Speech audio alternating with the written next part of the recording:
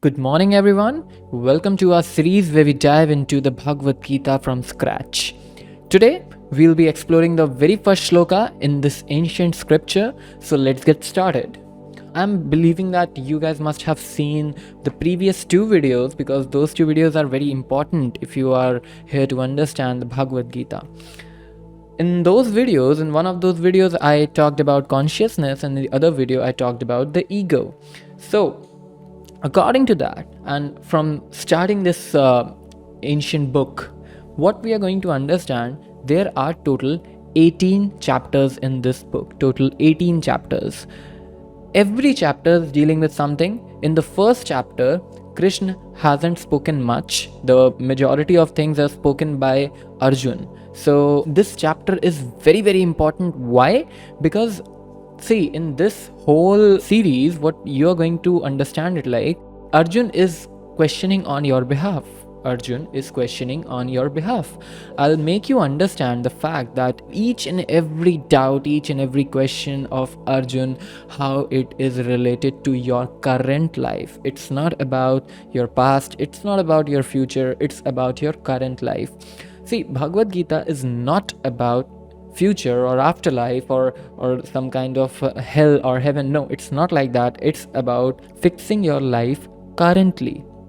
So currently you are dealing with anything, we'll be mentioning that. So starting out with first chapter, the name of the first chapter is Observing the Armies on the Battlefield of Kurukshetra. So as the name of the chapter says, observing the armies on the battlefield of Kurukshetra, that means where is Kurukshetra, where this fight is happening.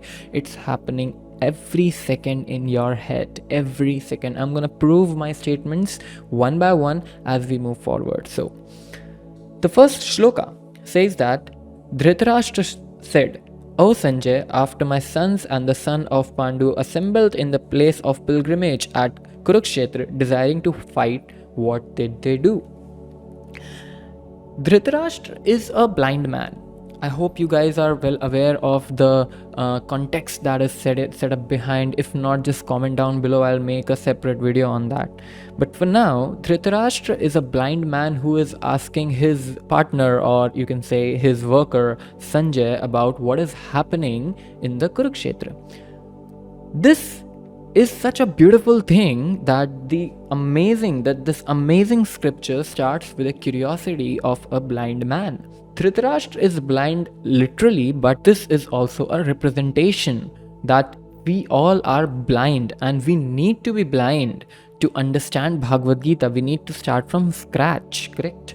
So Dhritarashtra, what did he said? He said, "Oh Sanjay, after my sons, like his sons, is trying to fight their cousins, so his sons and the son of Pandu assembled in a place of pilgrimage at Kurukshetra." Now these two words are written together. This is amazing, like Dharmakshetra and Kurukshetra. So Dharmakshetra means the place where dharma is need to be taken care of, and Kurukshetra means is a battlefield, a place of battlefield. So these two words are written together is such a beautiful thing. Why? Because Dharmakshetra is equal to Kurukshetra now. Now, if you wanna secure the dharma, if you wanna secure the duty, you need to have a fight. This is the representation. So Dhritarashtra said, "O Sanjay, after my sons and sons of Pandu assembled in a place of pilgrimage at Kurukshetra, desiring to fight, what did they do?" Now you need to understand one important thing. What does everything represents? As I already mentioned, Dhritarashtra represents the curiosity of a blind man. We all are blind in some of the other sins. The second important thing is, as he mentions, after my son and the son of Pandu. See, this whole battle is going to happen among a single family, and in that family also, Dhritarashtra is asking after my sons. So this shows some sort of biasness, okay? Like he wants his son to win, or he wants to eliminate the fight. Like if he wants anyone to win, that would be his son, or he wants to eliminate the fight. But he would never wanted Pandus to win. He never wanted Pandavas to win. Why? Because those are not his sons. So this specific my son shows the biasness of Dhritarashtra, even he is in the same family. He is the, you can say, the owner of the family, okay? He's the main person of the family for now. He's the king. So a blind man is always biased towards his personal thoughts. This is the crux of this thing. A blind man, if you are, see, things are going to work in both the directions. For example, if a blind man is always biased, then a always biased man is a blind man. I hope you got my point, right? So just see, in your life, are you biased towards your thoughts? Are you biased towards your family? Are you biased towards your anything that is related to you? That means you are blind, because you are seeing all the things connected to you. You are the center, you, I, correct? As I mentioned, the ego. So this starts the problem. For example, you would never be having a problem with a broken wall on the street, but if that same wall is broken at your home, you're gonna have a problem. Why? Because now the same wall, the same material, the same cement, the same concrete, the same bricks, but now these things are related to you. Now you are biased, correct? So this will create problem. Just think about anything which is not related to you. Have you ever felt stress for it? No, never, right? Why? Because it is not related to you. So instead of blaming everything around you, just try to think, what if you are the problem? By saying you are the problem, I don't mean to say that you practically you are the problem. I'm saying the concept of you. The concept of you who associates himself with each and everything around you is the problem. That concept is the problem. So, moving forward, Dhritarashtra said, O Sanjay, after my sons and the son of Pandu assembled in the place of pilgrimage. So now this Dharmakshetra is equals to Kurukshetra.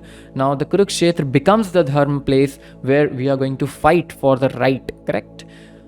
So, what did they do? He's asking. Now, the third thing after this shloka is the representation. His son is representing the kind of an evil side. Now, what do I mean by evil side? The evil side is represented by Kauravas. In Kauravas, there are many things. For example, Duryodhan is there, and Bhishma is there, his teacher Dronacharya is there, his brothers is there. So every particular thing is going to be representing some things, and we are going to see this in the upcoming shlokas. And everything, okay, all these things which is getting represented is something related to arguments in your head, something related to in your head, some concepts related to your head. Okay, so we'll be discussing that, but for now, this is the first shloka. I hope you understood. I hope you enjoyed. I hope you learned something new today. And if you did, just like, share, because this kind of interpretation would never have done before. You must have not listened this anywhere else. So please like, share, and subscribe. See you in the next video tomorrow morning, 6 a.m. Don't forget. Till the time, bye-bye.